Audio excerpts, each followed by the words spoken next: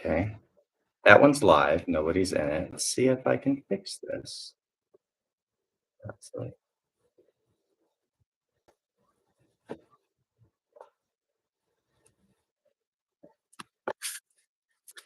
I have no idea how to fix that.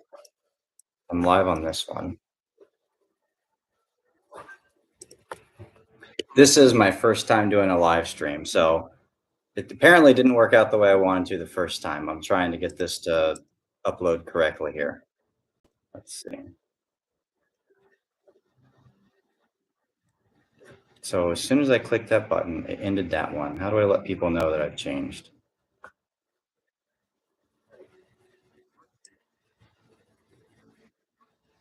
All right. Well, I haven't done a live stream before. I just did a test run on my original. So do you guys happen to know how to let the other folks in the chat know that I'm moving the stream to this channel? Because it's not giving me the option. It cut out on me and told me I could not do that stream after 30 seconds. Let's see here. It said your live stream has ended right after I started. So I test these things.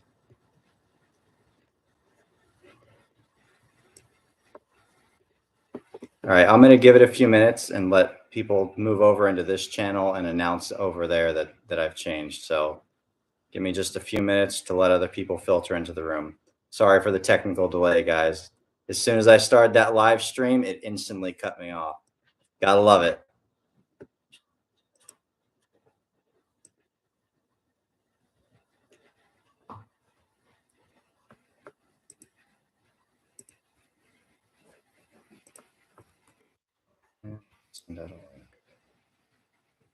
All right, I'm going to go ahead and kick this thing off. It looks like most of the people have moved over to this. So Mag and I here on day 145 of our trip around the United States.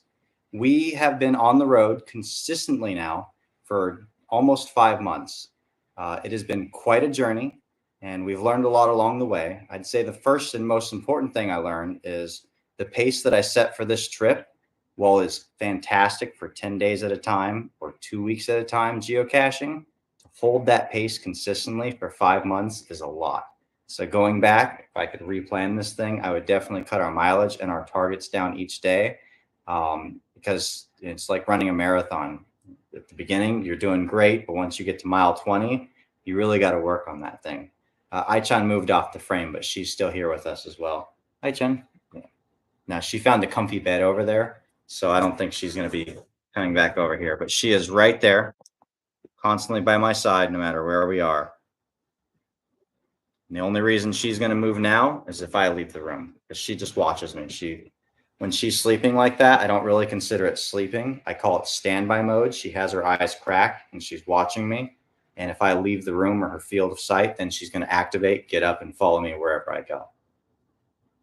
So I'm going to try and keep up with the chat. I'm going to answer the questions as we go, and I have plenty of things to discuss if there's not a lot of questions out there. So again, I really appreciate all of you continuing to join us on the road. It really has been an amazing journey up to this point.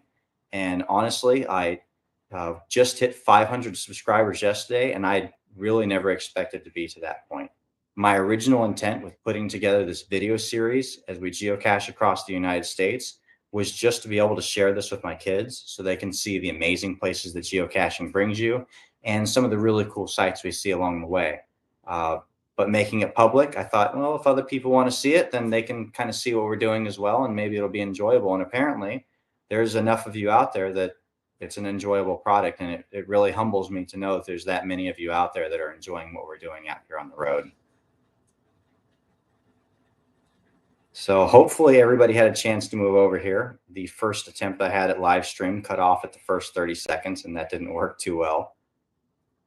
It looks like we've got viewers here from Wisconsin, California, Washington. I know there's plenty of people from Florida as well. Thanks each of you for joining us. For Florida travelers, are we still having fun? Yes, we are having fun on the road, but I've taken something that's a lot of fun, which is geocache, and I've turned it into work as well. So while I do have fun, I also dread the days where I have a lot of fun. Like in Casey, Illinois is a big example. When I pulled up my footage at the end of the night and I realized I had more than twice as much video coverage as I did on any other day, I was both really excited that we had such a wonderful day, and at the same time, I was really nervous about having to pour through that footage. My schedule is packed tight every day, so having to go through twice as much footage and video edit really made me nervous. So as far as from UDAC, thank you for the congratulations on 500. I know looking at YouTube analytics that YouTube Shorts are kind of the way to increase your organic range and get more people. And I've definitely tried to include some shorts of Aichan, but at the end of the day, it's not really what I'm looking to do. I may later, especially after we finish this trip, but what I was always had envisioned for what we're doing now was exactly what it is. 5 to 10 minute episode format. Here's kind of this area of the country. And what I want to do didn't really fit well for a short format. I could start moving to like individual geocaches. Hey, here's this cool thing, and do a short within under a minute on that. And I've considered it, but I'm not really there yet. Some of that's time, and some of it's just because I wasn't looking. It wasn't what I was looking for the channel quite yet. Let's see. From Maureen White, it is getting cold. We woke up to that one morning in Illinois, and it was, when we woke up, 20 degrees. And having come from Florida for the last decade plus, we've really studiously been avoiding the cold. This run south has been great because it's been getting warmer as we've gone south. And I know Aichan's not a big fan either. We got out of the car that morning. She went and did her business. She immediately turned around and said, put me back in there. I'm done with this frost on the grass thing. It's not working for me. And I get it. It was also very cold in a couple of mornings in North Dakota and South Dakota when the wind kicked up. And we really had trouble being able to do any audio at all that day because the wind was just too crazy for us to even deal with.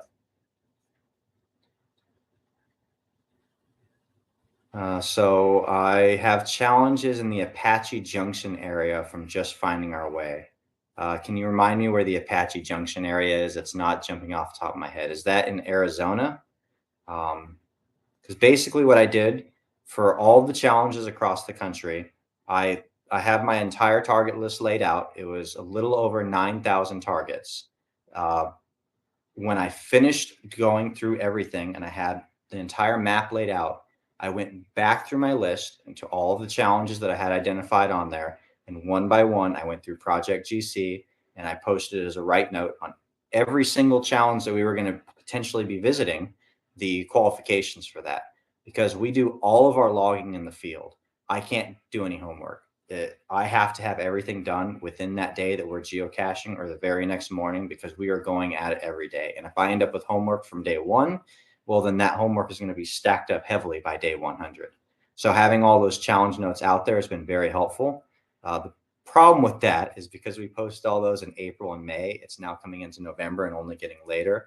A lot of those challenge owners don't necessarily know we posted those notes. So I end up having to go back through and answer a lot of messages of go ahead and go check my qualifications are already on the April log. And it's becoming more frequent as we get further away from when we posted those as well.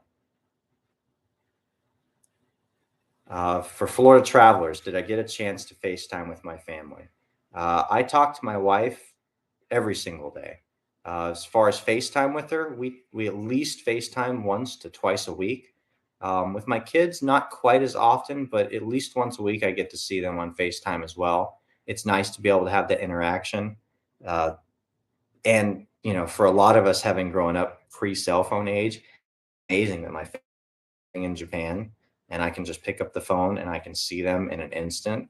When I was deployed in the early 2000s, we were just kind of getting there with things like Skype and Line, and it wasn't really as convenient as it is now. So just to see that jump in the last 15 years or so on how easy it is to communicate is phenomenal. So I'm able to keep in regular contact with my family. And I set this time up that they'd be able to view it in Japan, but I don't know that they are. They have a pretty busy schedule over there as well. From just finding our way, I'm amazed you can do video at the end of the day. By the time I've got my logs done, I'm doing a road trip.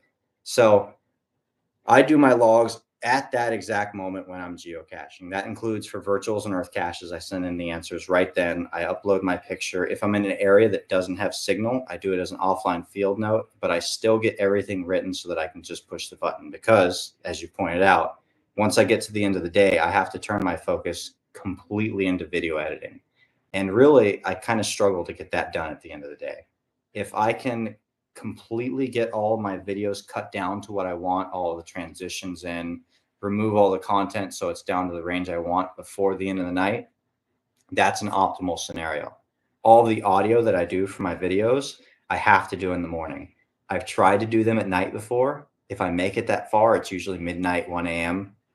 My voice is very groggy. And when I review all my video later, I realize that I can't release it and I have to throw all that out and re-record it anyway. So optimal scenario, everything's done at night on the video side. First thing in the morning, I wake up and I record the audio, and then hopefully I can get moving again by sunrise. Doesn't always happen that way, but I'm usually on the road within about an hour of sunrise. So it's working decently well. Did you watch the GIF reel? No, I did not see anything on that's the International Film Festival. I didn't have anything with that. There was an event in one of the cities I was coming up to, but my timing was about 2 hours off to be able to make it. And events were never really something that I planned as part of this trip. My first and utmost priority was ensuring that I had all the counties done. Second to that was ensuring I had all the pages done. And only after I had my complete route laid out and I had that timed out did I even begin to consider events. And that's where I realized that I was going to be able to attend the mega event at the beginning of February in Arizona. It's the only one that lines up with my timing, but nothing was planned around events themselves. Okay, east of Phoenix for the on Just Finding Our Way, east of Phoenix for the Apache Junction. I should be coming through that way for that series. It'll be mid-March timeframe that I'll be coming in there. And I have everything laid out pretty well to the day. As you could see with some of the earlier videos I did, I operated a day or two ahead on my schedule. That's the most I kind of ever expect that I'll be able to operate. Generally, I expect to hit everything pretty much that day that I have it planned.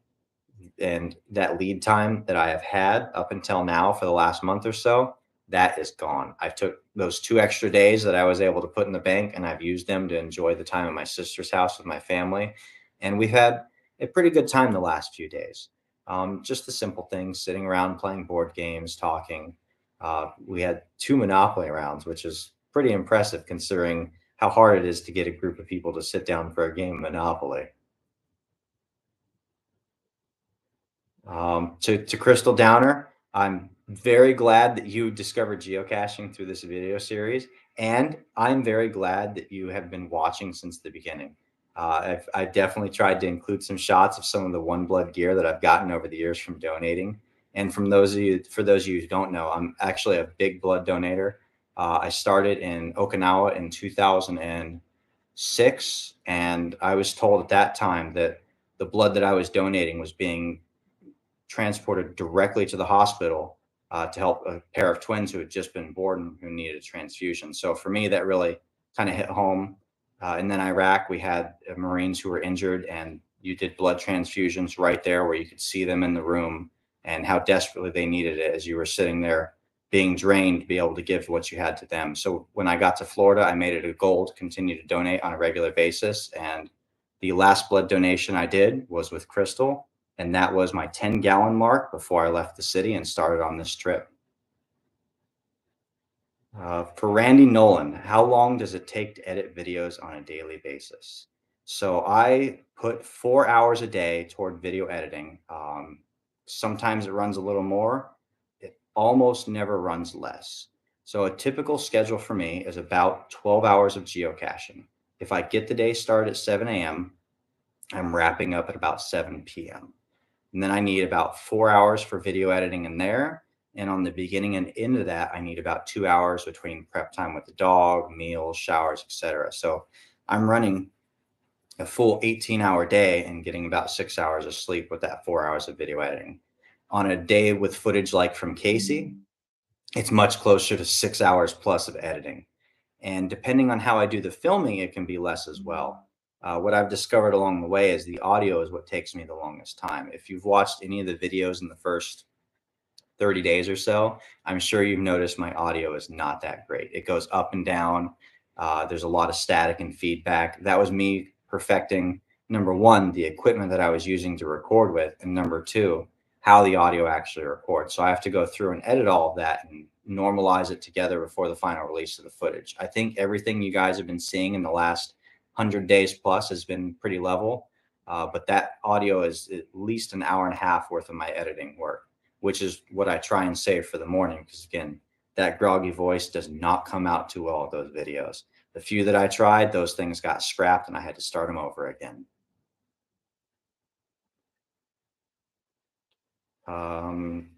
It sounds still okay in here? Everybody hearing me okay? It looks like it. Okay. FF Skippy, am I going to be hitting the entire lower 48? Yes and no.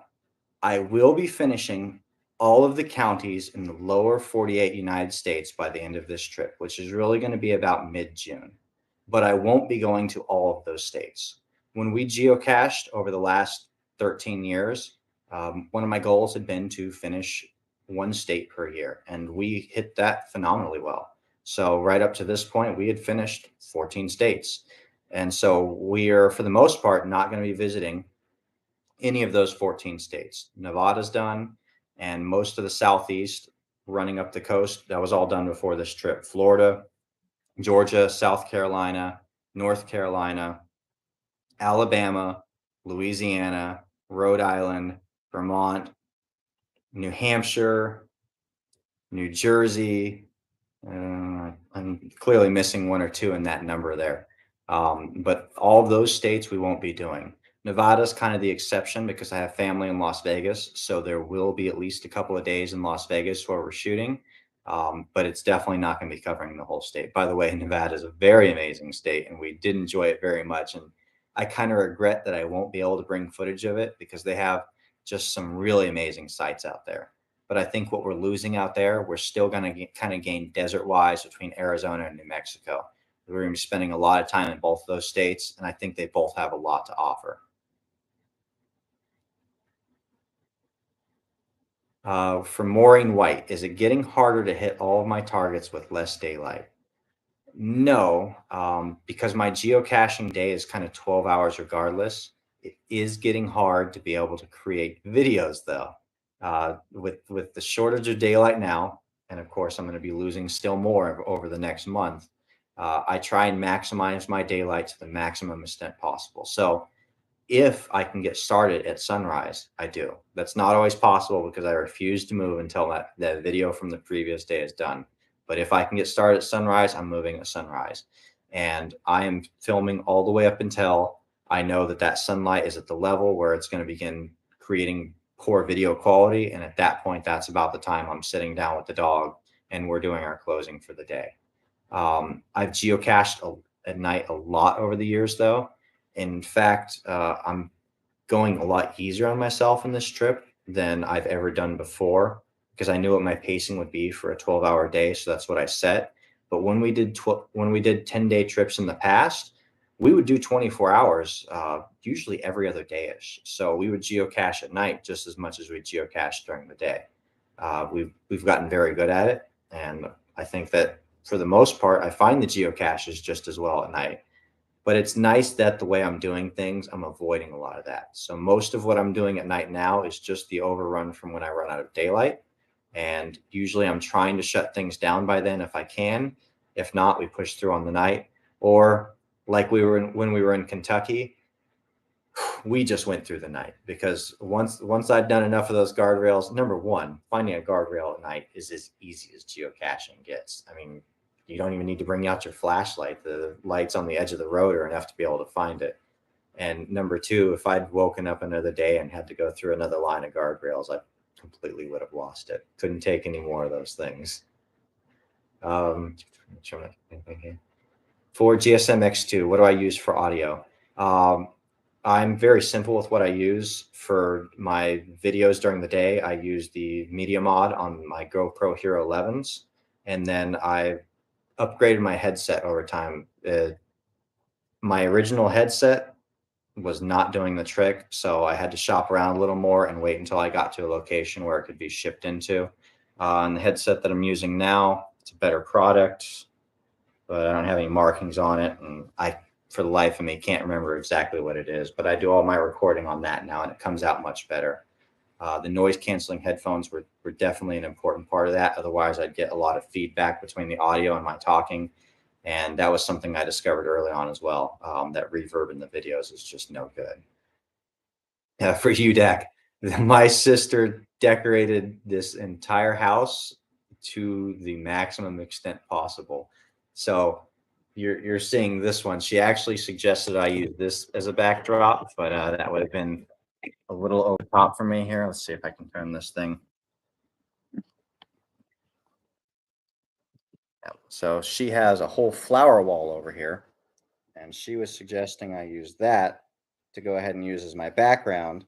And I mean, I'm not concerned with my masculinity, but that was probably a step too far from. I couldn't handle a flower wall background. But she's been working very hard on decorating this house. And actually, my sister is as nomadic as I am. This house that she's living in right now is the first time I've written her address down in pen. Up until this point in her life, it was always in pencil because she's been on the move through, I mean, all over the world, Spain, all over Europe, all over the States. She lived in Florida for a little while as well. Her being here in Tennessee is a beautiful thing because there's so many reasons already to come visit Tennessee, but knowing my sister lives here, put that pin on the map and I'll keep coming back again and again. For GSM-X2, how is iChun holding up? So before this trip began, iChun had been diagnosed with dementia. She was not doing well. She was having a lot of episodes, barking at the walls, very destructive on furniture, and we didn't quite know what to do with her. So we did the best we could. And the funniest thing is, once we got on the road and she was getting all of this feedback every day, input, smells, she hasn't had a single episode since. And whereas she looked every bit her 15 years of age before we got on the road, now she looks several years younger. She moves better. She's got a lot more energy every day. She's a lot more active. So I think for her health, this trip has really been fantastic for her.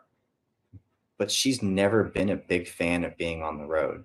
So while I think it's done great for her physical and mental health, she'd much rather be stopped. When we come up to a building and we're near the doors looking for a geocache, she's trying to get in the door thinking it might be a hotel. And you can see obvious disappointment in her eyes when she realized it's not a place we're staying. So when we came to stay here at my sister's house, and we've now been here for 4 days, and I got in the car today and to go somewhere, she gave me a look like, we're not leaving, right? Like, this is the place. So I know she wants to stay, but the one thing she wants to do more than stay stationary than being on the road is to be with me. And so given the choice, she's always going to pick being with me, even if that means she's got to be surfing in the car, which we'll be doing again very shortly here. For you, Dak, you seemed mad at Kentucky in that guardrail cache video. I wasn't mad because I'm grateful for every single geocache that is hidden out there, whether it's in a guardrail, a lamppost, wherever it is. Every geocache means that there's a person who's gone out and put in an effort to making a hide for other finders to grab. And I'm grateful for that. And for every cache owner in this room, and if you're a cache owner of the guardrails in Kentucky, thank you for hiding those geocaches, especially the guardrails in Kentucky, because to be frankly honest, if there weren't those guardrails there really wouldn't have been geocaches to find. The Hatfield McCoy caches, and those didn't come out well. And then I had a lot of hopes pinned on Hazard because there was so much density of geocache targets there. And then I come in the city and the only thing I can find is a guardrail. It kind of wrecked me that day, but definitely still not being mad. It was more just the exhaustion of the same thing over and over. I could only take so much of that. Our other UDAC, our other caching podcasts reaching out to you for interviews. So this is probably a failing on my part. I probably should be reaching out to more people myself and saying, hey, this is what I'm doing. Can I join with you? Um, I haven't been making that effort. I've been focusing completely on geocaching in this video series, that I have not made external efforts like that. So no, nobody's reached out to me, but I think the fault is on me, not on them. I just happened to get lucky that the geocaching podcast reached out to me, and that was due in a large part to several of you that are in the chat room now. So thank you very much for reaching out to them and giving that suggestion, because it was really great to be able to do that. And that was actually my first live anything. So it gave me a little bit of practice for being able to do a live stream now, which apparently didn't do that well since I had to create a second channel and the first one failed. Is from GSN X2. Is my sister a photographer? Actually, her husband's a photographer. She is not. They are arborists. Both of them are certified arborists. They're very good at what they do, and they have come from nothing to being able to do pretty much whatever they want in life. And I'm so glad to be able to see my sister be successful in that way. She has other side businesses that she does for fun. Photography is not one of them, but her husband is definitely a photographer, and he's getting a studio ready now so that people in the Nashville area can come and use his equipment and his studio to do shooting. So that'll be pretty interesting for them as well. For DK, favorite cache so far on this trip and favorite area overall. I always hate having to pick out a favorite geocache because there's just so many of them. But you know, Gilby did it for me. It was two things about Gilby. Number one, I met up with another geocacher and we were able to geocache all day together, which was phenomenal because this game is always made better with company. So whenever you have a chance to geocache with other people, even if they slow you down a little bit, it's still better than geocaching alone. And while Aichan is a great companion, she is not good for conversation. So I really enjoyed that part of it. And just the geocaches and Gilby are phenomenal. There's a reason that everybody talks about them, and that's because they're all good geocaches. Picking one favorite out of that lot would be almost impossible.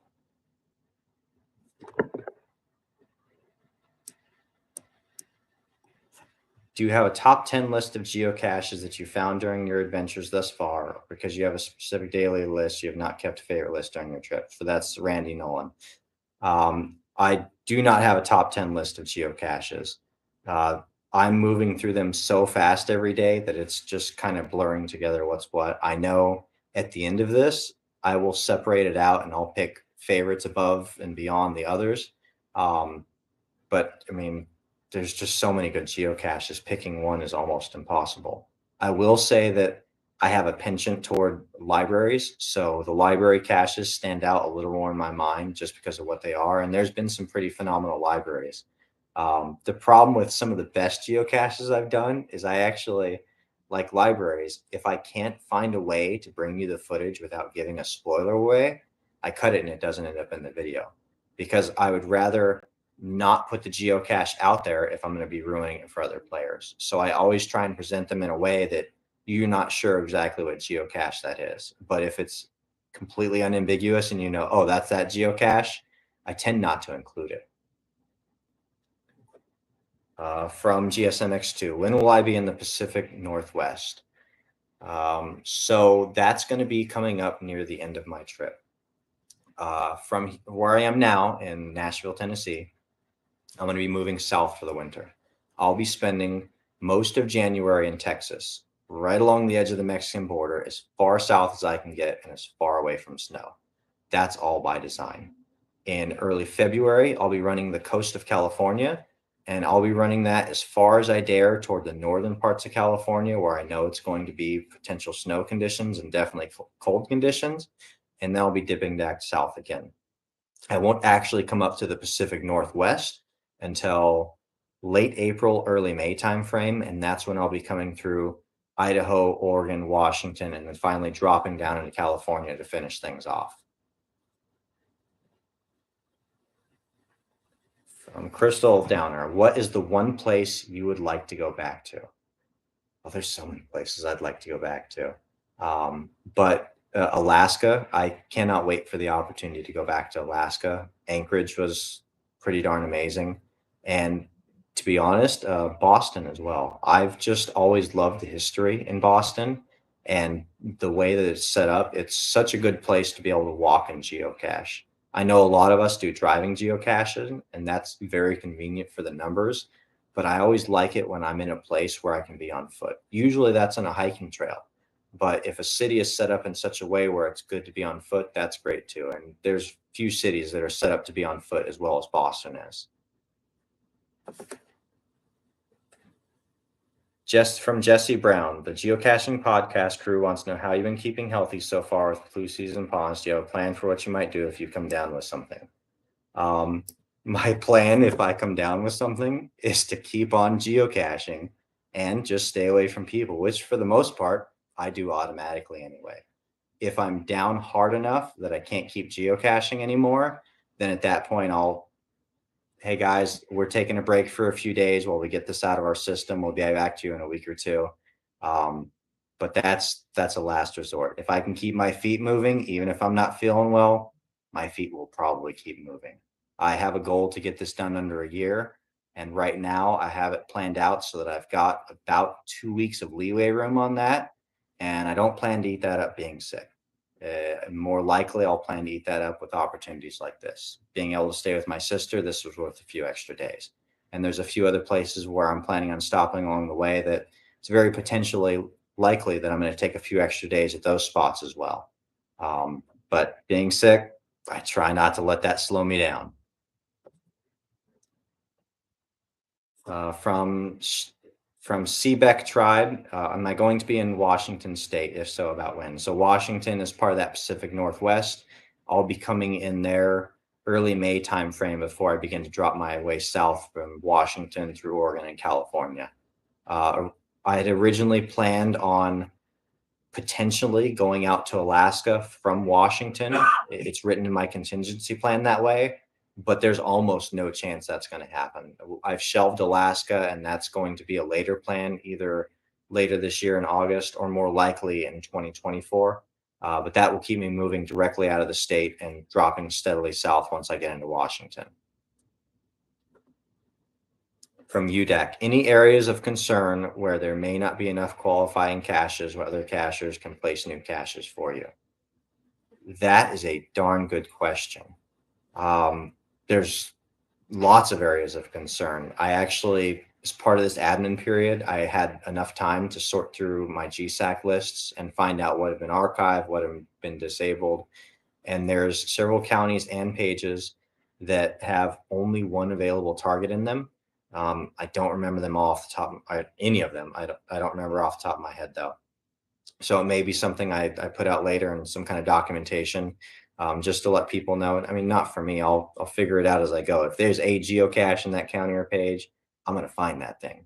But it's nice to know for cache owners who live within a state or within a region that there are risky areas where there's not as many geocache options to be found.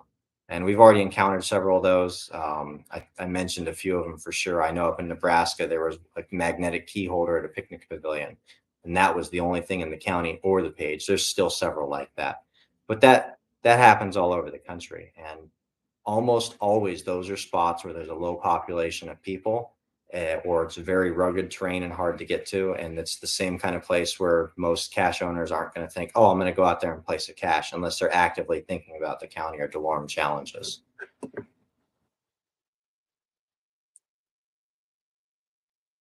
From Dan Stafford, does it feel weird staying in the same spot for more than 2 days? Yes, it feels very weird because I have woken up every single morning and I get on the move again, and I'm bedding down in a different spot every single night. So for me to slow down like I have and be staying in one environment like this, it's a very weird feeling. I'm obviously going to have to get over that because once I get to Japan, I'm going to be living at my house and have to stay there. But being on the road like this, yeah, I actually I do like the moving, and I like seeing and experiencing new things every day. So this is my fourth day now coming back to the same house, and it hasn't stopped being a weird thing for me, knowing that that's where I'm going to be when I wake up tomorrow too. Oh, that one. So I'll answer any more questions as they come up in the thread. I believe I've answered everything that's in there now.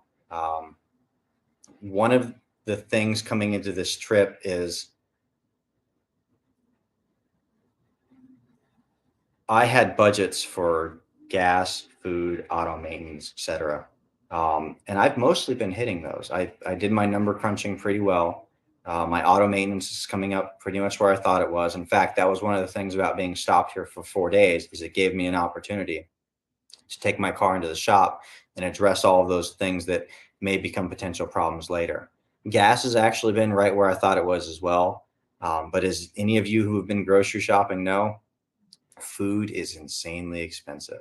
So what I had budgeted for food, I am blowing that out of the water every single day. And there's just no good way to do that. What I've discovered is best for me is I try and avoid restaurants and fast food, not just for the budgeting purposes, but for the nutrition purposes as well. And I've actually kind of fallen in love with the Walmart deli. I'm able to go in at the end of my night after I lose my light, so I'm no longer concerned about timing, and I'm able to get semi-decent healthy food within a reasonable price range. Most nights when I'm able to stop at a Walmart, in places where those exist, I'll pick up something like yogurts, a salad, some kind of meat, hard-boiled eggs, and kind of fresher stuff like that. And the dog really loves it when I come into a Walmart, because it might mean I'm walking out with a rotisserie chicken. And she knows for a fact that if I walk out of there with a chicken, she's getting half and I'm getting half, except for the one night out of Kentucky. And I actually talked about this in an intro video, but the video ran too long, so I cut that whole part of it. That night where I was feeling completely beat by the guardrails in Kentucky, we stopped off. We got it to Walmart in time where there was a chicken left. So I brought it out to the parking lot and I'm splitting it up for the dog and I. When Ai-chan and I are anywhere outside, she's watching my back, quite literally. So whichever direction I'm facing, she will put herself in a position so she's seeing what's happening behind me. In this case, there was the woods behind me. So while I'm sitting there breaking up the chicken, she goes alert, her ears pop up, she stands up a little bit, and I know that there's something behind me. So I'm watching the woods, and there's a little kitten, maybe 30 feet away, slowly creeping toward us in the woods. So we just waited to see what happened. And it was hungry enough that the kitten creeped up to within about a foot of me. And Ai-chan didn't do anything. She's a good dog. If she understands that if I'm not giving any reaction, then it's nothing to be worried about. And so I figured if that kitten was hungry enough to get within a foot of me with a very hungry dog staring at that chicken, it was in need of a meal. So her and I split that chicken 3 ways with that kitten. Not quite 3 ways. It wasn't that big, but we split it nevertheless, and it shared the dinner with us. And that actually helped to bring my spirits up quite a bit that night. By the next morning, heading into Tennessee and hitting that Kentucky high point, I was ready to go and back on top of the world. And that was one of those things that really helped. It's the little things in life like that. For Dan Stafer, who is maintaining my caches in Florida? Nobody.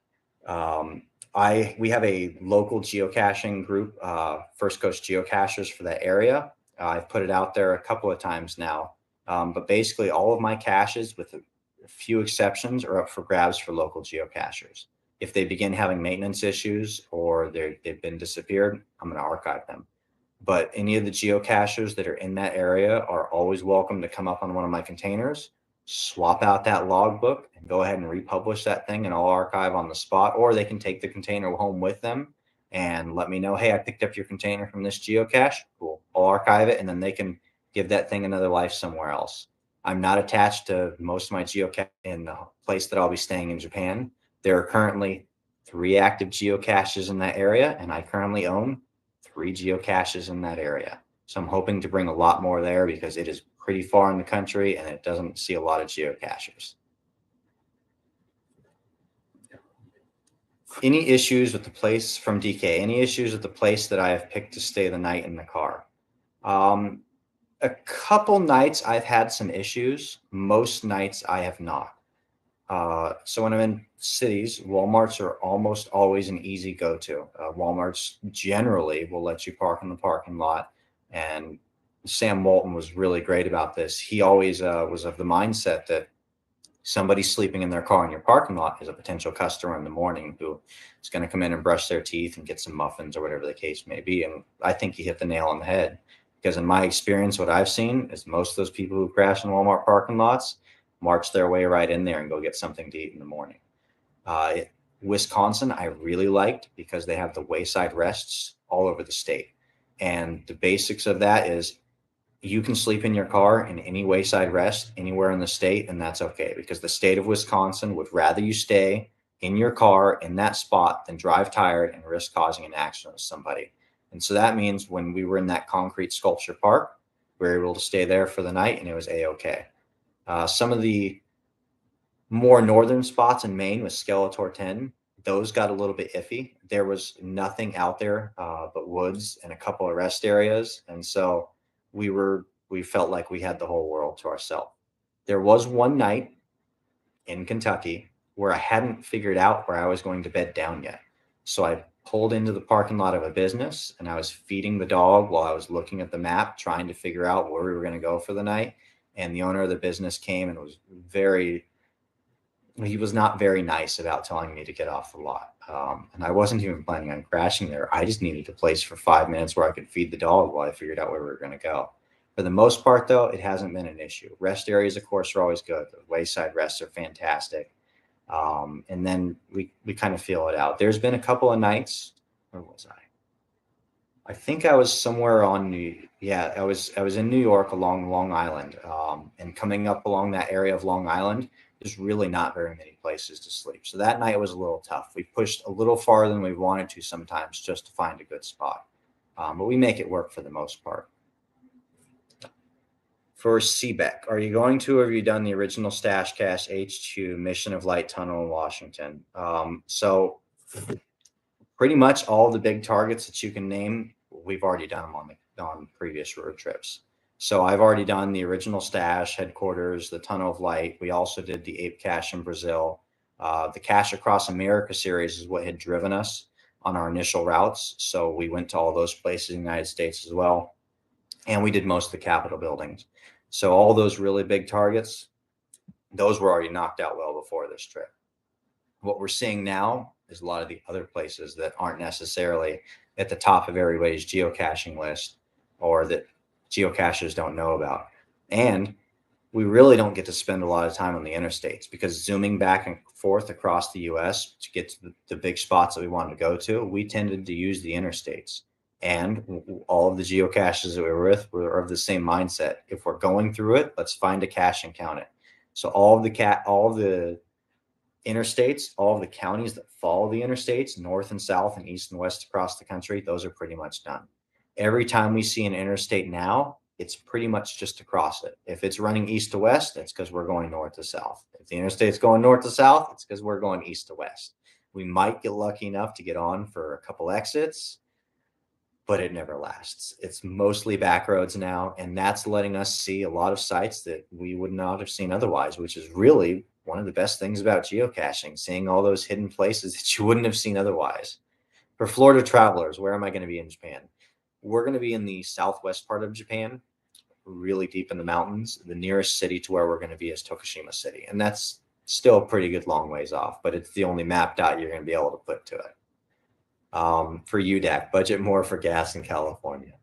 Yeah, I know. California does not do well on gas prices.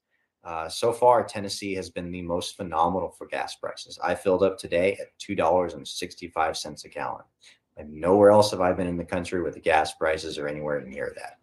Illinois was expensive in an odd way because the gas prices were of such wide variance. So it's some places in the state we'd see them as low as about $3.20. Some places we'd see them pushing over $4.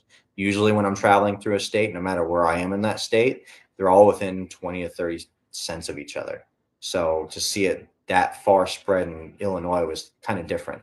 We tried to time it so we could get to ones that were closer to the 320 range. And every now and then we couldn't make that happen. We filled up at the 480 range. From Kat Montez, do I miss my mom? Of course I miss my mother, and I'm very glad that she tunes into this video series on a daily basis and participates in all the events we have going out too. Thanks, Mom. For UDAC, what type of caches do I hide? I am the owner of the Florida DeLorme Challenge, so I hide what I like. I like doing the DeLorme Challenge, and we didn't have any in Florida, so we had arranged a trip probably a decade ago. We finished off all the pages in the state, and then once I had them all complete, then I published the challenge for the state. Leading up to the Florida DeLorme Challenge is a series of other challenges, because I like challenges, that are kind of the big goals in geocaching. Your Jasmer, your Fizzy, and difficulty terrain type caches, those kind of things. And then kind of what I consider my specialty is orienteering letterboxes. And those are the only ones in Jacksonville I have any hesitation to let go of, are the Florida DeLorme Challenge and my letterboxes.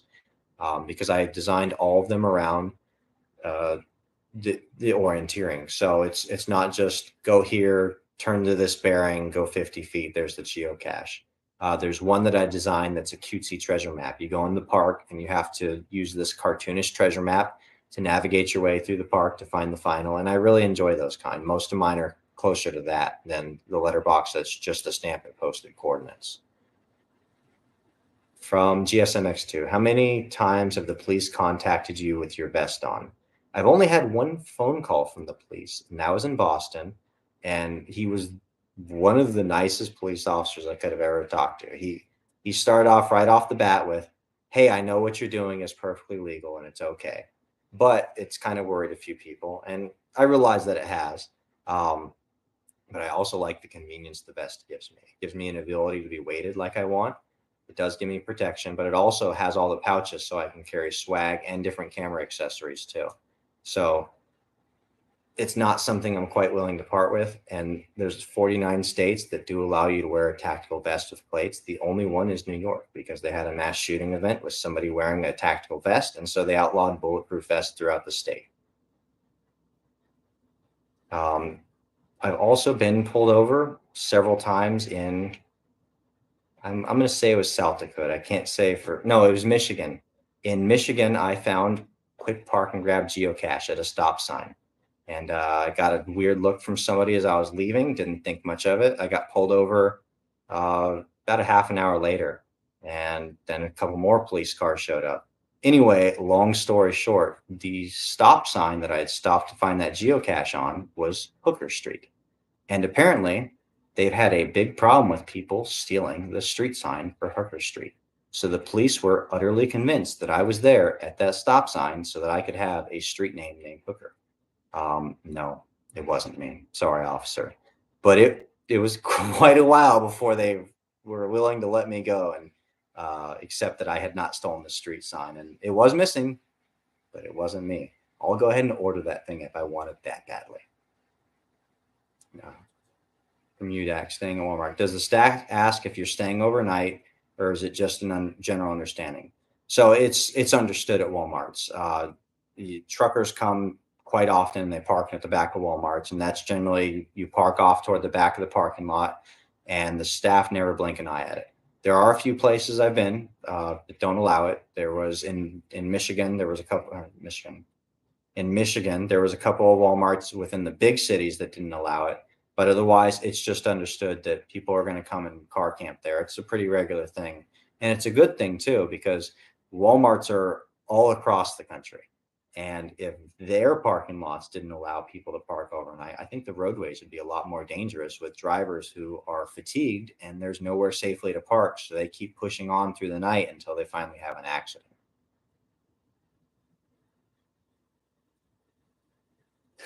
From Cody Dog, people who live in Illinois also drive to find good gas prices. Yes, they do.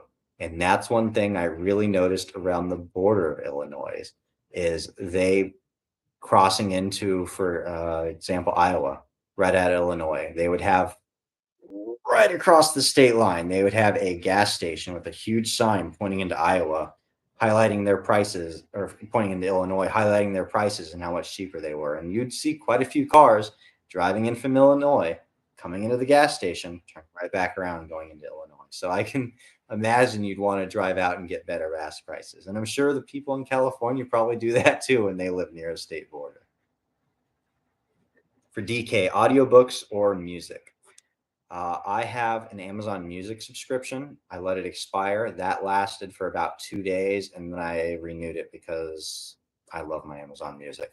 I keep playlists of different things I like to listen to, but my favorite artists are actually Nobuo Uematsu, and the basically it's the artists who did all the music for the original Final Fantasy games 1 through 10, and Yasunori Mitsuda. He did all the music for Chrono Trigger and a lot of other SquareSoft and Square Enix games. I love that music. It's kind of like classical music, but of course, it's a video game music, but it's relaxing. Keeps me in a nice, steady state, calm mind. And I don't feel like I'm missing any part of a song when I leave. So I can always get out of the car real quick, go find a quick geocache, get in. It's a different part of the song or a new song. That's okay. Sometimes with some songs with lyrics, I got to pause that thing because I'm in the middle of a good song, or I got to wait in the car because it's a good song and I'm feeling the beat and I don't want to quite get out yet. We've done audiobooks on a lot of trips before, and I'm kind of considering audiobooks for some parts of Texas because I know there's going to be huge jumps in that state. The problem with audiobooks is I get really engaged in it, and it requires a lot of pause and unpause with as many frequent stops as I do. And it also, I'm pretty well mentally tapped. So while I'm on the road, I'm having to deal with a lot of different things all at the same time without any co-pilot or anybody else with me, beside the dog, but she's not very useful for those kind of things. So an audiobook engages me a little too much for what I'm doing. I enjoy them a lot, but driving by myself, it's a little too much to be able to do everything else I'm doing and get engaged in the book as well. Whereas the music kind of lets me be one step removed from that. Dan Stafer, what has been the weirdest virtual I've done? So I haven't done it on this trip, but the weirdest virtual that I did was here in Tennessee, not too far out of Nashville. And the name of it is something like modern, I want to say it's modern Stonehenge. It is underneath the freeways where they split apart in kind of an oval loop around it. And you have to come down the little back roads to get to this spot underneath the freeways. And then the virtual itself is just pulling the number off a mailbox. So it's a really long journey to an extremely uneventful spot that you wouldn't have seen otherwise. I'm of mixed mind on virtuals. I love them. I think they're great. And I think that what geocaching has done with the new virtuals is kind of the right approach to them. Putting them out in limited releases and making people really think, is this virtual worthy? I think has been really good for them. With some of the older virtuals, I always pursue them, but they definitely a lot of spots where they have set up a virtual where it's somewhere that really should just be a regular geocache, especially when it's something that's central to that person and they're like, oh, this is where I had my wedding and this is where we had our reception and this is where our guests came. That's nice, and that would be a great write-up in a traditional geocache, but I don't think that's what people are looking for in virtuals. I'd say those are the exception though. For every 10 geocaches I do, or for every 10 virtuals I do, maybe there's one oddball like that, but the other 9 are almost always good. They tend to bring you to great locations, very interesting spots. And that's why my target list is heavy with them, because it gives me an opportunity to go see those spots and I can actually find a virtual. I can't always find a physical geocache, but those virtuals, they never elude me. And then Jim RKY, I think kind of I touched on this earlier. Is there a favorite cache you have done to this point in your journey? I've done a lot of great geocaches up till now, but picking any favorites is really tough. No, all with how much I've been doing. And number 2, hard to pick just one. I certainly recognize each of those caches. If I think it's worthy, I get a favorite point, and I try and write a log to let them know it's a great geocache. But they've all got their own different flavors. So while there's some truly fabulous ones out there, I appreciate all geocaches in all shapes and sizes and every single hider who's hidden them, because without them, this journey would be a whole lot shorter and a whole lot more difficult. For Dan Stafer, how close am I to finding the oldest active in every state? Close. I don't know my exact number, but I want to say I'm at like 45 of 50 states I found the oldest, really close to there. So there's not many left, and they're all targeted on this trip except Alaska. We'll be doing that at a later point. So once I finish up in California, we'll have 49 of the 50 oldest geocaches in the US.